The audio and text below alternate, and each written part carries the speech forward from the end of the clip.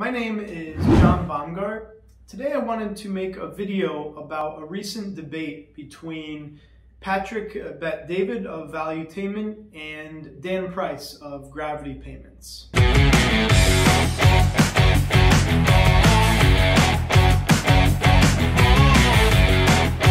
First, why did I decide to make this video? Well, I'm not a big fan of social media. If you notice, I don't link to Facebook or Twitter. This is another topic. I'll make another video about it, but I don't particularly like these platforms. However, I do use LinkedIn. I like LinkedIn because it helps me in my business. I find it has some utility to it. And oftentimes I will check my feed and I'll see some new post from Dan Price, who's the CEO of Gravity Payments. Almost every time I see a post from Dan Price, he's attacking capitalism. He's complaining that the system is unfair because CEOs earn more money, that business owners don't pay enough in taxes, that the wage differential has increased. There's a variety of subjects, and while I don't wholeheartedly disagree with every single thing that he says, I find he's a little bit over the top, and I'm not really a big fan of his rhetoric. I'll get into specific reasons why, but it bothered me enough and annoyed me enough that I wanted to make a video. And before I did, I wanted to do a little research, and I stumbled upon a very recent interview he had with Patrick Bet-David of Valuetainment. So I thought I would comment on both and then give some of my feedback and thoughts. So to start, I'll give you just a brief bio of who these people are in case you're not familiar with them. So Dan Price is the CEO of Gravity Payments. They are a company that helps small businesses with credit card processing. I think it's a good idea, and like I said, I have mixed feelings about him. I think he's well-intentioned, just he goes about it in the wrong way. And really what made Dan Price famous were all the different components that we have as a result of capitalism. Social media, technology, television, phones, etc. Basically, he made an official announcement that at his company, nobody would earn less than $70,000 US.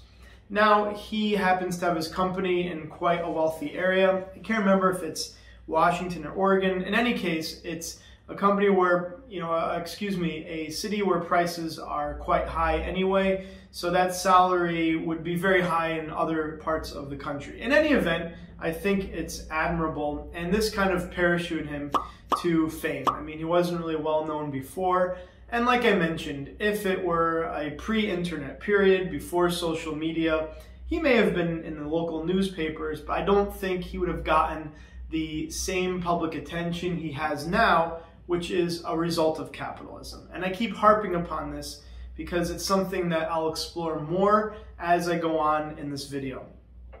Patrick Bet-David has a company called Valuetainment. It's a great resource that I'd recommend if you're an entrepreneur. He gives tons of advice. I find him very inspiring. And so I thought it was good that this discussion was put together by both sides. And so now I want to do is jump into what I felt are some of the main takeaways and points from this debate, which reveal a little bit about Dan Price's character and who I think he really is.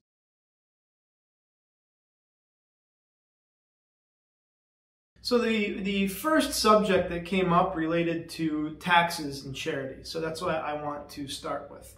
So basically during their debate, Patrick Bet-David mentioned the topic of taxes, and immediately Dan Price went into one of his spiels about how businesses don't pay enough in taxes, CEOs earn too much, that the government used to tax more. I mean, in my opinion, he sounded more like a Democratic politician than the CEO of a company, okay?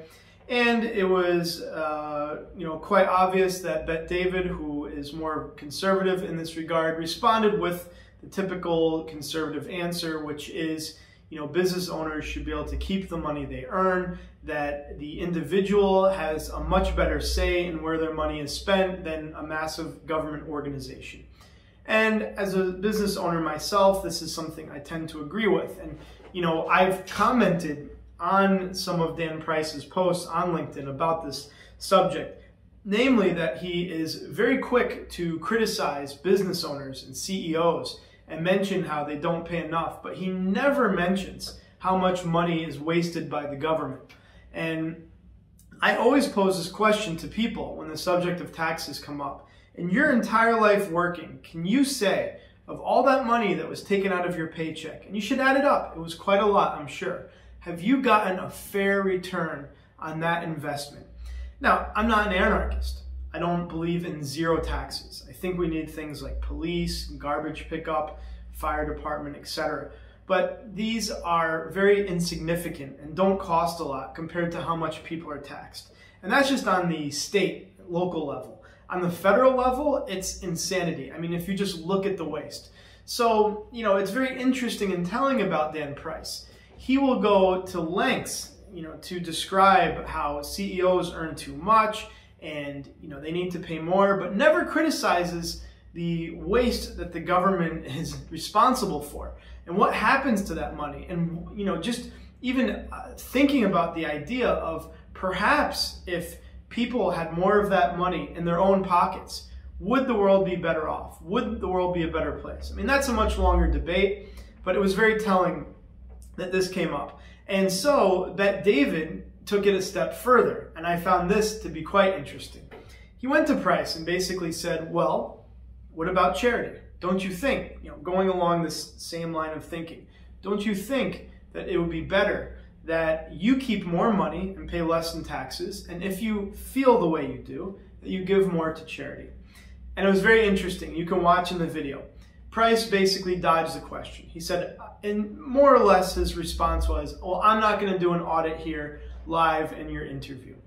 And I find that very interesting because remember, his whole appeal is that he's transparent. We know what he pays his employees, or we know at least the minimum he pays. But when the concept of his own taxes came up, suddenly he was opaque. Now, maybe you could say that for him it's a private thing and he doesn't like to reveal why he will, give to charities or how much, because you're supposed to, not brag about it. But I think it kind of contradicts his character where he's telling the whole world how transparent he is. So an educated guess leaves me to believe that he probably doesn't donate a lot to charity and kind of has a mindset, well, if more taxes are paid, then the government will fix that and that's their problem. And I think there's mountains of evidence that show that people really aren't helped, and if they are, the amount that is spent and taken in taxes doesn't necessitate or doesn't result, better said, in what people get in return. Meaning, a lot of money is taken out in taxes and the benefits to society are very little in comparison. In any event, I found that very telling and just reveals a little bit more about his character. And now this leads me to the second point, which is about the equity in his company.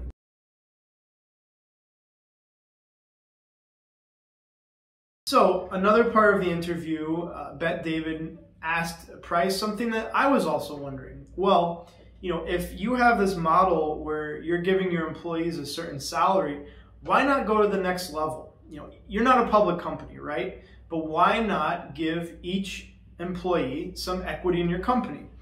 And Patrick Bet David even mentioned that some private businesses do this. You don't need to be a publicly traded company. You can write up share agreements and set some type of release of shares, etc. It is possible, is the point that he was making. It was very interesting. As soon as he brought this up, Dan Price gave what I think is a politician's answer.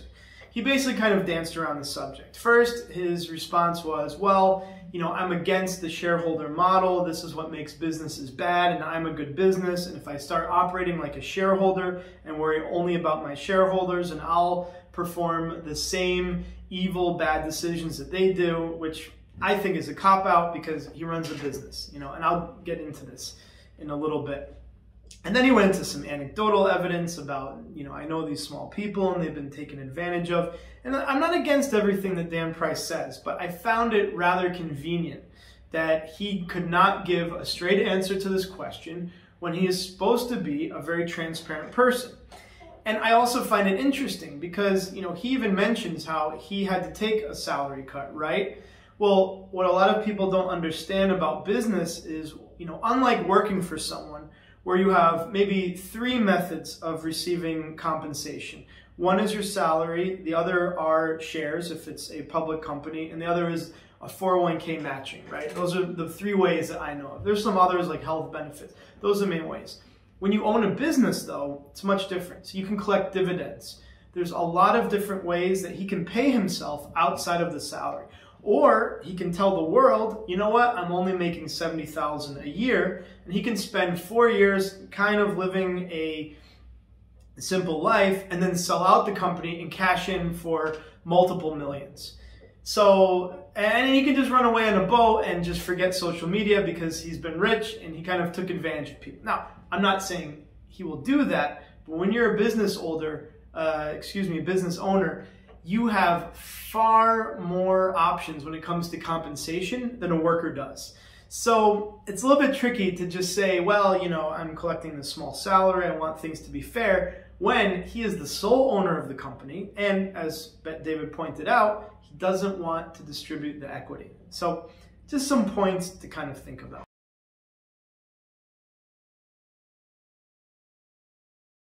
So this leads to my next point about Dan Price, is that he set quite the bar for himself. And I didn't even have to point it out. I thought about it before I watched the video, but David mentioned it as well. He basically said, your employees really have to view you like a godlike figure because they really have to trust you for, all the things you're saying and promising. And I find that this will ultimately be Dan Price's downfall. And I think it's a shame. He has to realize that he's a product of social media. He never would have been so well known if it wasn't for social media. And he's set such a high bar and put himself in the spotlight that what about the time that he has to make a difficult decision? Because ultimately, he's the CEO of a company. And while he can be okay now, part of owning a business is making tough decisions. And that's something that's not known to people who don't run a business. He will have disgruntled employees, and maybe now they're okay because they're being paid, quite a lot. He will have a case where he may be sued by someone for not hiring them on discrimination charges. He could be slapped with a discrimination charge. He may have a merger or an acquisition where he acquires another company, but he cannot pay them the same salary, so he has to lay off people. He mentioned during COVID, he kept salaries in line and he made sacrifices. That's fine, but at some point, he will have to make tough decisions. That is part of being a business owner. That's why it's not easy. And while he may be in the limelight now, I find it unfortunate because he set such a high bar for himself. At some point, he will have to make a tough decision. And then the same social media that brought him into the spotlight and made him so great is going to attack him, because it's why I don't think it's healthy. But that's what it does. It's going to expose him for these contradictions. And I think he has a good message. Like I said in the beginning, I just think he's misguided. He'll have to be very careful because he'll be walking on eggshells. And as soon as he makes a mistake, he will lose a lot of credibility for the very high bar that he set. And like I said, I don't think that's right because I do think a lot of the points he makes are valid. For example, he argues against unpaid internships. I'm in agreement. I think it's nonsense. Now, I come to it from a different angle. I think because minimum wage has gone up, the replacement is an unpaid internship. And I don't like that idea. I consider it modern day slavery. I mean, you cannot go into a company and work just for the opportunity to get a job. I mean, I think that is ridiculous. So I'm in agreement there. But on his other things, not so much. And this is going to be my main criticism of him.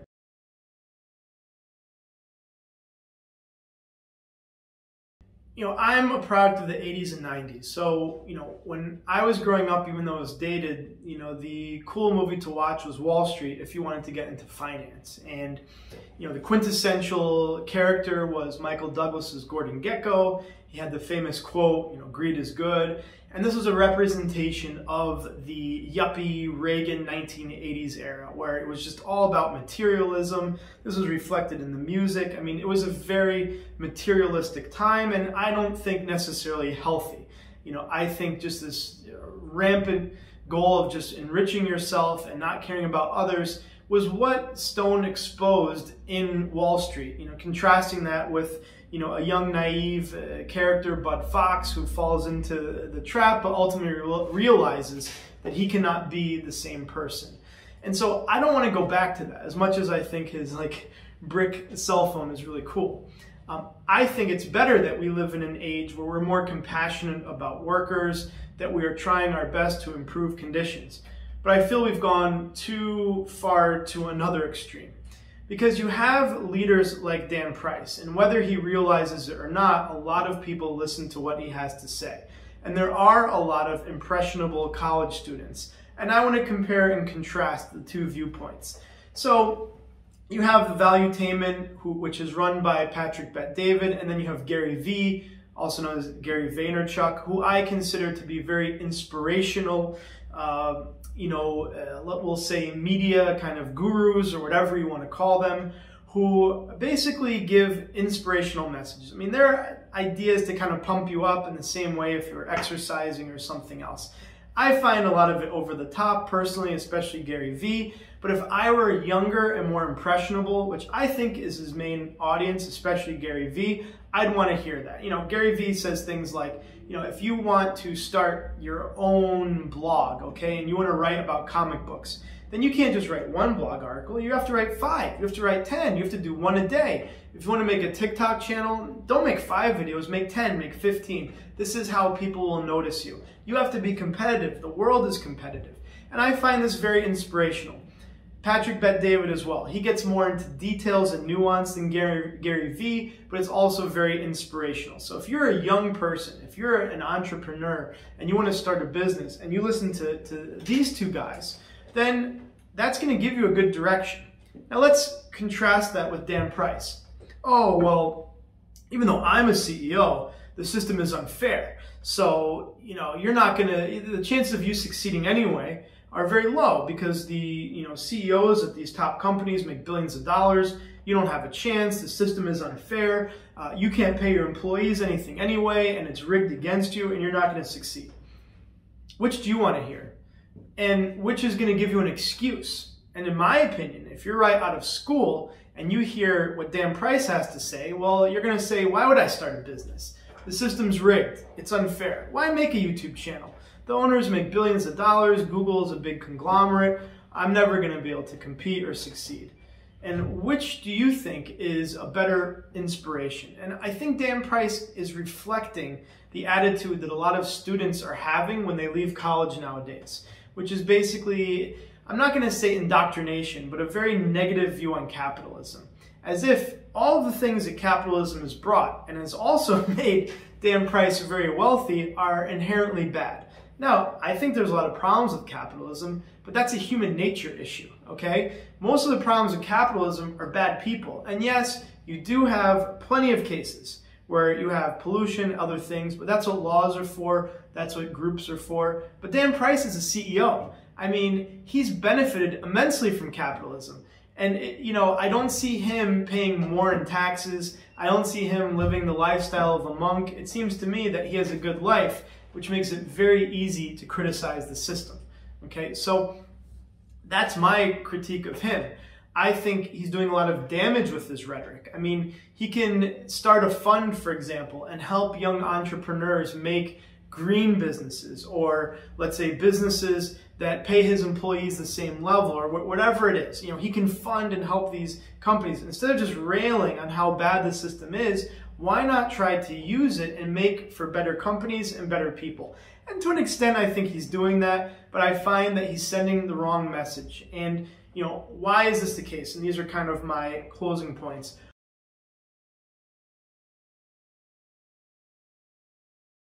Why is it that I think this is problematic? Well, it's only in a country like America that you can be so hard up on the system and criticize it, but also benefit from it. I mean, it is a bit crazy that I view him as a guy in his ivory tower, and he's made all this money, and maybe he feels bad about it, and so he preaches these things. But only in America can you be a multi-millionaire. I made a whole nother video about Patrisse Cullors of Black Lives Matter, and it's the same thing. all day long, her whole thing is the system is bad, it's unfair, and she goes and lives in a multi-million-dollar home, which is not one, but many of her homes. She is a great beneficiary of capitalism, and so is Dan Price. But they're sitting there all day long attacking it. It's like, if you're a famous Hollywood actor and all you do is say how unfair it is, that, well, the guy who filmed the movie doesn't make enough. The girl who's the boom mic operator, she doesn't get paid enough. And the video is outsourced and edited in parts of Asia, and they're not getting paid enough.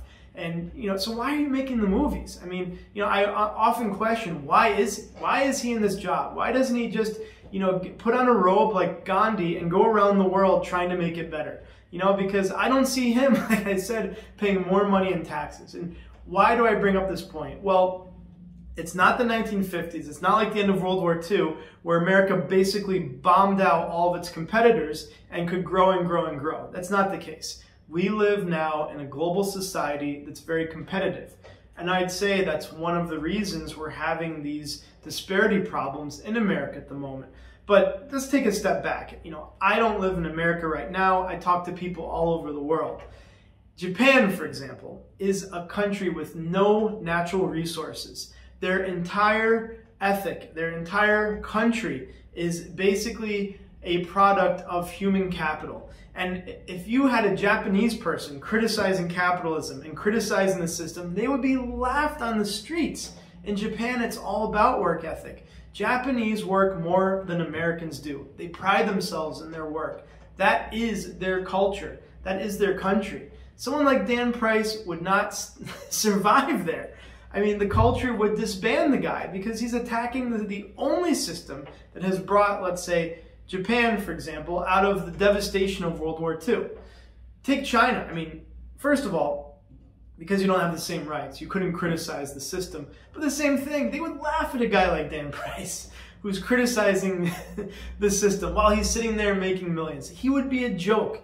And that's the point I'm trying to make, is if America wants to stay competitive, if we want to produce the next generation of entrepreneurs and leaders, we can't have voices and leaders at the very top saying how bad and evil the system is, because it's not going to work. Because you could have a young entrepreneur, like I gave in an example, who doesn't hear the Gary Vee, who hears all the negativity and decides, you know what, the system is rigged and I'm not going to start my business. And guess what? Then that idea or that business will be started elsewhere. And what's the future of the country?